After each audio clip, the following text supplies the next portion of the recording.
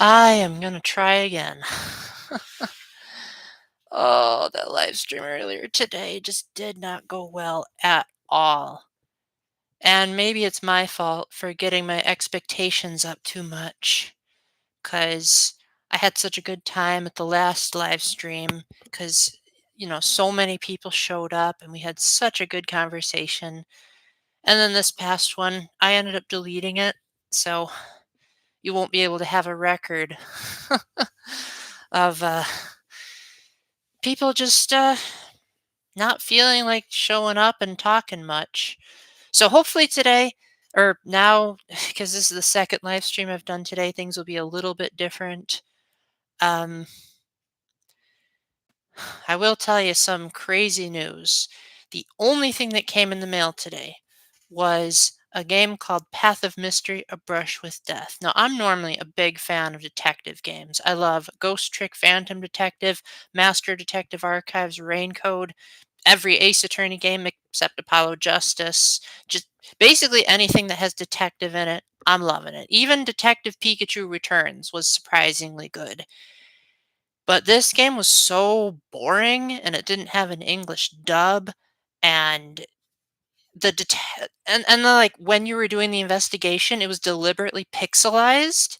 So it was like, I get that like there's a reason for it in the plot, but that's that makes it really hard to know what it is that you're doing, and then you have a timer for how long you can spend in the investigation, and then like a lot of things are pronounced like just raw Japanese as opposed to having some kind of English nickname, so it was just a mess. And so I sent it back after playing it for like probably a half hour. But I am really excited for Danganronpa 2 by 2. So at the very least, that's a detective game that I know I'll like at least half of it. Whew. So for those of you that missed the last live stream, I originally called it Origin Stories because I was hoping that if people showed up to it, that we could get a chat going about like what are the origins of our usernames? What are the origins of, I don't know, our t-shirts? What are the origins of our channels? And I ended up deleting it because, again, literally the only thing chat said the entire time I was live was just sup. And I wanted a bit more engagement than that. I may be the super weird breed of human being where even the sound of my own voice a lot of times tires me out. So the fact that it was just me talking for so long was just so exhausting. And I get it. It's my own fault that I Oh, good one, Tyler. Oh man.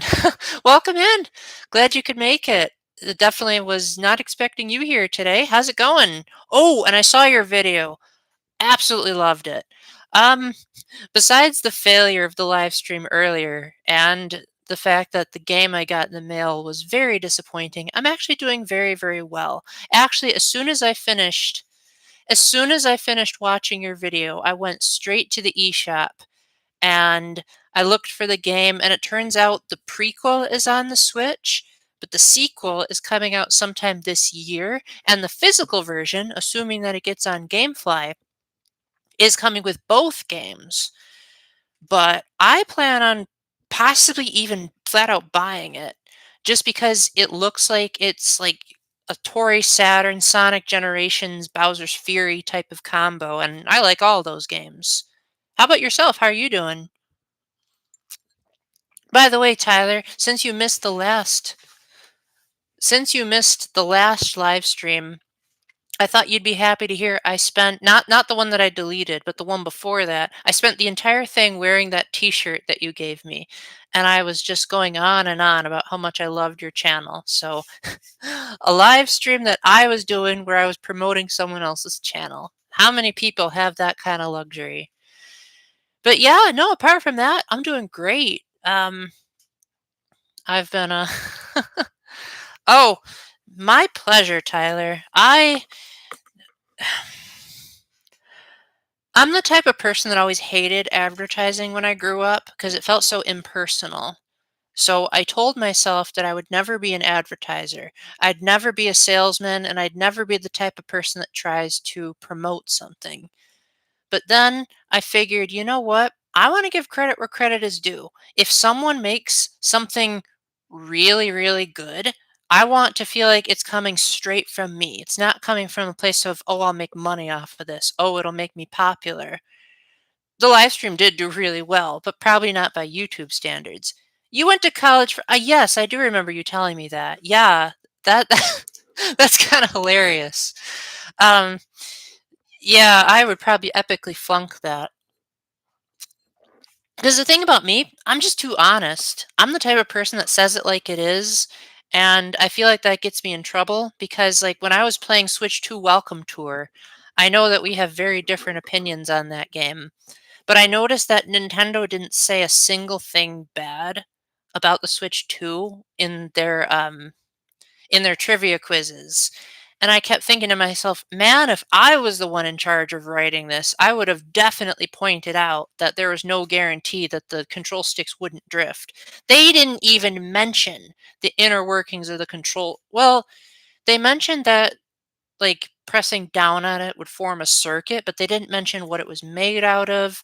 They didn't mention that it wasn't a health stick. Like, that's the kind of stuff that would be a make or break decision for me, which is why I'm going to look into third party Joy-Cons at one point because I know the ones on this baby aren't going to last forever. But just curious, Tyler, since you did go to college for advertising, what do you think of Nintendo Directs? Like, do you think that those are good advertisements, or do you see them more as just like, ooh, fun little bits of news? Because that's what I've been hearing from a lot of people is that directs are just a fancy way for Nintendo to disguise their marketing. Also, this t-shirt. I don't know if I ever told you the origin of this, but I got this on my 5th mission trip. The idea was that we were going into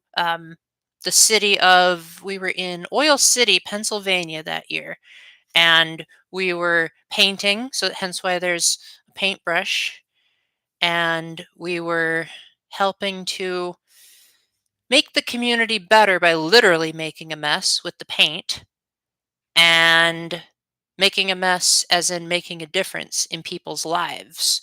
So, like, we would serve people without asking for anything in return. And we we didn't get paid for anything that we did. In fact, we were the ones that paid to serve. I'm pretty sure of my own money, I paid something around like $200 to $230, and we I guess like our particular residents from my work team, they paid us with food. Like they let us eat in their dining room and they cooked all the food themselves. Whereas normally the camp would provide us with the food. So that was a nice payment. You like directs a lot? Oh, me too. I love them. Oh yeah. How would you say they could be handled better? Because I'm of the opinion that a direct lives or dies off of its content. If people don't like what's in it, then you could present it masterfully and it still would be a flop. That's why I didn't like the partner showcase that they just showed. Literally, the only thing I liked about that was Final Fantasy VII Rebirth, but I closed my eyes the whole time because I didn't want to be spoiled. So, the one thing in the direct that I was really excited about was the one that I closed my eyes on. All I heard was something about having bonds with your allies and the release date. But hey, the fact that we get 2 Final Fantasy VII games in 1 year blows my mind. Technically 3 if you count that early pre-orders of Final Fantasy VII Remake had the original, like, Switch 1 version included with it. Now, in my opinion, as someone who does not have a major in marketing, I would say the best way to improve a Nintendo Direct would be to show off the major franchises first so that it can get people's attention, and then also have major franchises at the end so that near the beginning or near the middle, that's usually when people fall off, you can be like, well, they wouldn't have cared about that anyway. All right, let's see. Spending less time on titles? Like titles as in games or oh, let me read the rest of it. Sorry. It's cool to see a lot of one game. Make us Oh, okay. Honestly, I loved that Smash took that long in the direct, but I can see why it put off so many other people because 2018, in my opinion, was one of Nintendo's worst years in the Switch era, just because Smash was like literally the entire thing. and and as someone who loved Smash, again, I was in seventh heaven, but for anyone that didn't like Smash, there just wasn't enough to get them excited. Like, sure, there was Super Mario Party, and that one ended up being eh. I liked it when I played it with a friend, but when I was alone, it was a bore. What else did 2018 have? Had a lot of ports. Tropical Freeze on the Switch was underrated as heck. Like, yes, all they added was a new character and a new mode. But that new character allowed me to experience more of the game that was too hard for me to get to in the Wii U version. Yes, it did have Mario Tennis Aces, and I actually really liked Mario Tennis Aces. I regret not putting it on my best games of 2018 list. I did eventually make a correction video though. I called it Revisiting My Previous Games of the Year, where I did retroactively go back and rewrite the list so that Aces was on it. I think you and I have had this discussion before where I said I liked Aces better than Fever. I guess, like, I like the idea of fever rackets, but at the same time, it has the unintentional side effect of making the characters, like, not have as much personality to them. Like, the rackets, they are the ones with the personality now, and people don't wanna get to know a racket, they wanna get to know a character. So if you're playing as Pauline, you're not gonna get the sense of, "Ooh, I'm playing as Pauline. I'm playing as the singer of Jump Up Superstar. I'm playing as just another girl." And this other girl can play with all these rackets. So it kind of like eliminates the uniqueness. Whereas in Mario Tennis Aces, when she did a special shot, she jumped on a skyscraper and crowds started cheering around her and she sang Jump Up Superstar. And correct me if I'm wrong, because I've played this game a lot less than you have, but I'm pretty sure there was nothing of the sort in Mario Tennis Fever. And I laughed so hard when I was watching your Mario Tennis video because one, it was funny as heck. You were like one of the best script writers I've ever seen. And two, um, oh, that's a shame. And two, usually you and I have both very similar and very different tastes in games, but for once we agreed on like literally everything.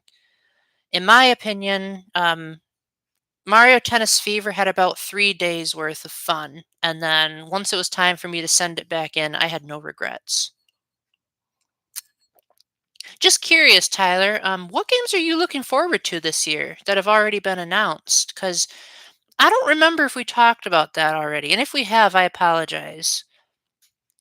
But nothing. They didn't announce anything that you're excited about. Oh, that's a shame. That's a real shame. Um, you're not excited about the new Yoshi game? Well, to be fair, Yoshi games are extremely hit or miss. Like I remember I love Yoshi's Woolly World, but then I hated Crafted World with a passion. Like I don't know what the heck went wrong, but it just had none of the charm. The music was probably the worst soundtrack I've ever heard in a Nintendo game. Like seriously, listening to Yoshi's Crafted World on Nintendo Music was one of the most ear-piercing experiences I ever had. Slow? Yeah, yeah, I agree. Especially as someone who used to love Yoshi's Story, that was one of only two Nintendo 64 games that ran at 60 frames per second. So if a brand new Yoshi game can't do that, Yoshi's New Island is even worse. Oh my gosh, that is wild. Miss Peggle? For you it would be like what, 6 in the morning? Welcome in. I have like seriously missed you so much, Peggle. Like you have no idea. I've been going on Twitch like nearly every single day being like, "Where's Peggle? If Peggle's not here, I'm just not gonna go on Twitch." 8:30 a.m. Oh my goodness, that is crazy. What's even crazier, I got 2 YouTubers that I really admire being in my chat. Oh, you guys have made my day. So how are you doing, Peggle? Any big news on your end? I had big news for you a minute ago, but I just forgot it. Oh, I remembered what it was. Nintendo Today showed Nintendo Today had those Charles Martinet interviews that you were telling me about. It's called 40 Questions with Charles Martinet, and it's pretty fun. It's great to hear him still doing the voices in 2026. Ooh, an 18-hour stream in 30 minutes. Very nice. I will probably be able to make that because I do not plan on streaming for too much longer. I'll probably at most for maybe an hour. Yes. Oh, it was fantastic. What I was going to tell you, the other thing I was going to tell you is I saw a snippet of the trailer for Pokemon Wind and Waves, which I said they should have just called it Wind and Waker because Nintendo Life made the joke about the too much water deal. And if I'm going to be brutally honest, you know that. Oh, hey, thanks for showing up, Tyler. You have a wonderful rest of your day. Thanks a whole bunch. But yeah, I saw the Wind and Waves trailer and I thought it actually looked pretty good. Like, it actually looked like new Pokemon Snap, which is kind of sad because that was a Switch 1 game and this is supposed to be a Switch 2 exclusive, but the water looked really nice, the music was really nice, the new Pokemon the new Pikachus. Paul is in another castle, I guess. Still not a game I'm probably going to rent though, because it looks like the Pokemon are still using those digitized shrieks from the Game Boy, and they didn't show any dialogues. That makes me think they're probably still not going to have voice acting. But this might be the first mainline Pokemon game that actually is functional. Why am I giving Game Freak praise for something that should have been done in 2019? Actually, speaking of which, they also announced that Pokemon XD, Gale of Darkness, was coming out in March, which I find is weird. Like, it's an old game that's coming out in a month, and you still don't have a release date for it. Like, I don't know. I feel like that's either bizarre or the Pokemon Company is weird. They've had voice acting in some of the spin-offs though. That's what that's what bothers me. Like Detective Pikachu Returns, I actually prefer Kaiji Tang's take on Pikachu more than I like Ryan Reynolds. Uh, New Pokemon Snap had a little bit of voice acting. It wasn't spectacular, but it was something. Then there was Pokemon Puzzle League. Not only not only did Pokemon Puzzle League have voice acting, but it had a whole anime opening. No, I know. I know. That's why I specifically said the Pokemon Company this time. Because if we were to only blame Nintendo, I feel like cuz Pokemon is co-owned by Nintendo, Pokemon Company and Game Freak. And if the Pokemon Company was taken out of the equation and it was just Nintendo and Game Freak, you can guarantee those games would be way more polished. Because if you look at every other game that Nintendo publishes, like even if I hate the games, they still have this incredible level of polish, unless it's Super Mario Sunshine. But like Paper Mario Sticker Star, as much as that game is the bane of my existence, it was a very polished game. Didn't really have any glitches or bugs. It looked and played really nice. Had phenomenal music. Like to this day, I still say that Sticker Star was the birth of modern Paper Mario music. Yes, I did like Puzzle League. I played a lot of Planet Puzzle League when that was on the DS. I never owned it, but I played the demo at the kiosks. And so when Pokemon Puzzle League came on to Switch Online, oh, thank you, Peggle. It was actually the pinned message was inspired by Harry Potter because it was a line that Ron said. I'm trying to remember what the context was. Oh, that I remember. It was in Goblet of Fire when the Beauxbatons and the Durmstrang students showed up. And because they were from France and Bulgaria, they had all this foreign food. And so Ron said, "What's that stuff?" And then Hermione like pronounced this French word, and Ron said, "What is that? An illness?" So I thought that would be really funny for my pinned message. But yeah, all right, Peggle, you heard my takes. Probably aren't spectacular. What are your takes on the Pokemon Presents? I want to know from the one who rushes out and buys the games. Was it actually good, or was it an epic waste of time? I will admit, one thing that I did think was cute was the fact that they made a Game Boy replica that you could put cartridges into to listen to Pokemon music. That was actually kind of cool, even if I feel like it's redundant because you could just use Nintendo Music. Ooh, a Harry Potter clip this morning. Oh yeah, yeah. Yeah, that was from Half-Blood Prince. Yeah. That was not in the book because in the book they actually took security so seriously that they put up all these protective jinks around the Weasleys' house, and then like Mr. Weasley refused to even open the door to people unless he asked them security questions. So having Dumbledore just randomly having Harry show up would be extremely out of character for book Weasleys because they were told well in advance like, "Hey, Dumbledore's bringing him." So um, having him just randomly show up in the house in the books, Dumbledore would have said that was an extreme security violation. For once you agreed with me. Everything was boring until winds and waves. Oh, okay. Why do people keep leaking? That's so stupid. I wasn't paying too much attention to the starters just because I was too turned off by the Game Boy sound effects. I was like, they're still using those? But I will admit, the two new Pikachu that they showed were cool. Yeah, yeah. Nice to know Game Freak is taking their time and trying to make it polished.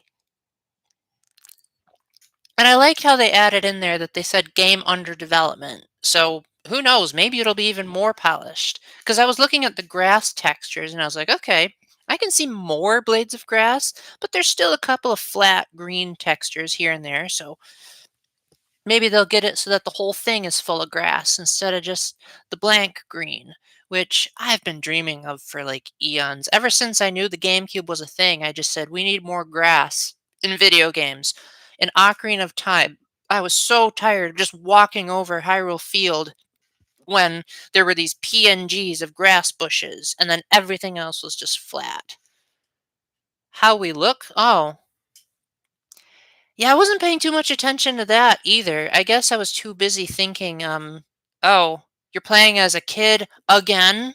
Why can't you ever play as this battle-hardened war veteran who, like, I don't know, has a gun? Like, I get that it's supposed to be aimed towards younger children, but for a general audience perspective, wouldn't you think that the OG Pokemon fans would be grown up and they'd want grown up representation? Mario's a kid's game too, and yet Mario has a mustache. So, different priorities, I guess. Unless you're telling me that 5-year-olds can grow mustaches. Yeah, yeah, that's fair. I guess if you can be a teenager in ZA, that's an improvement. Okay, okay. Credit where credit is due. That's neat.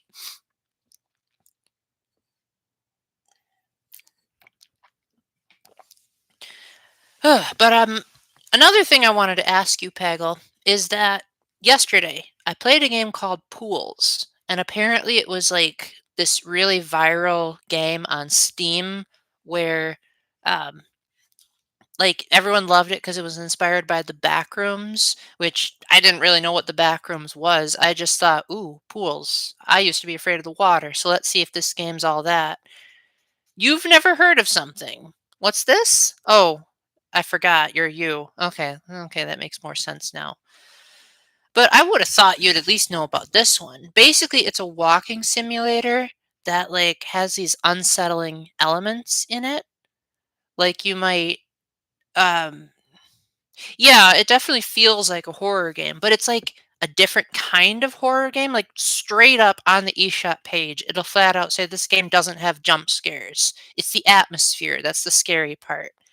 And I think that's cool. That literally, like, you can't die. Nothing ever hurts you. Even if you do fall off a cliff, the game literally automatically rewinds you so that you're back on top of the cliff. Like, you're meant to think that something is going to jump out and murder you, but it never does. And the fact that like the game still makes you this oppressed is kind of brilliant, but at the same time, like all you do is walk and swim. Like there's no interactions, there's no puzzles. Um, Really, the only actions you can do are crouching and zooming in and out. But it does look amazing. Like, it's a Switch 1 game, and I kept thinking, "How the heck is this not on the Switch 2?" Because the lighting and the way the water is animated and, like, how when you emerge from the water, you, like, have water dripping all down the screen. Oh, it's phenomenal. I have a review of it if you wanna hear my full thoughts, but there you go, you get to hear it live. Let's see, there was something else I was gonna ask you too. Let me look at my calendar. Maybe there was something coming up that I was gonna ask you about. Oh, I remember. Um, did Hello Mario come out in Australia yet? Because America finally got it. And I thought it was pretty fun, so I would be curious what you thought about it, especially since it's free. So you would have no excuse not for trying it. You've never heard of Hello Mario? It's a game that's part of the My Mario line of toys. So like there's amiibos that are based on My Mario. There's like stop motion shorts on their YouTube channel. And so Hello Mario is a game. It's free for both Switch and mobile. And you basically just tug on Mario's face with your fingers. And then there's like this menu on the top of the screen where you can select like make a mushroom appear or make a cheap appear or change the background. And it's basically like what would happen if we took the face pulling mini game from Super Mario 64 and stretched it out into an entire game. And like I said, it's free. So nothing should be stopping you except hard drive space. But I would imagine since you're considerably older than the age of 2, you'll probably get enjoyment out of it for maybe like 15 minutes. But the game seems to be aware of that because if you play it for too long, Mario just flat out falls asleep. And then the game says, reset the application if you want to play again, which I heard was put in there to like make sure kids take a break. Because again, it's aimed at such little kids that they might not get the concept of gaming for too long is bad for you. And if they're playing it without their parents, they might not know how to reset the game. So I thought that's cute, especially if you're doing it on a phone, because on my phone, restarting this thing is a nightmare. Judging by that reaction right there, it sounds like it's not really your thing. But I will say, I think Hello Mario is, in my opinion, the game where Kevin Afghani has given the best Mario performance to date. Start in 10 minutes? All right. I don't think I'll be there in exactly 10 minutes, but I will be there at some point. So, yes, I will see you soon. Thank you so much for showing up. Wow, this stream was already better than the one yesterday, and I was only streaming for like 2 minutes before two big shots showed up. So, I'm so blessed. I am so happy right now. Well, I don't know how many more people are going to show up, but I have half of my water glass left. So I'm feeling, oh, never mind. The car just showed up. So I think I'll have to wrap it up anyway, just because I don't want to annoy my family. So with that, thank you, Tyler, and thank you, Miss Peggle. Go and follow both of them when you get a chance. I will put a link to both of their channels in the description. And until the next time, remember to keep the faith, stay epic, and God bless. Bye.